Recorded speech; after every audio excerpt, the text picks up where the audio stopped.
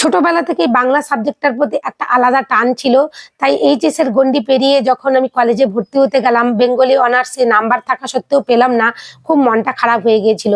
বাধ্য হয়ে আমাকে হিস্ট্রি অনার্সই নিতে হয়েছিল, কিন্তু একটা লাভ হয়েছিল জানো তো। সেখানে একটা চ্যাপ্টার ছিল ইতিহাসে নারীদের স্থান। সেই নোটটা পড়তে আমার ভীষণ ভালো লাগতো, কারণ সেখানে বলা ছিল শৈশবে নারীরা বাবা মায়ের অধীনে, যৌবনে স্বামীর অধীনে, বার্ধক্যে সন্তানের অধীনে।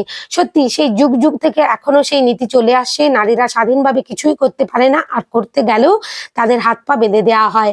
কিন্তু একটা বিষয় আমি খুব অবাক হয়ে যাই, 1913 সালের 23শে ফেব্রুয়ারি রাশিয়ান মহিলারা প্রথম বিশ্বযুদ্ধের বিরুদ্ধে যে প্রতিবাদ করেছিল, তাদের মধ্যে কতটা শক্তি ছিল, কতটা আত্মবিশ্বাস ছিল। সেই আত্মবিশ্বাস দেখে ভ্লাদিমির লেনিন 1922 সালে 8ই মার্চকে আন্তর্জাতিক নারী দিবস হিসেবে ঘোষণা করেছিলেন।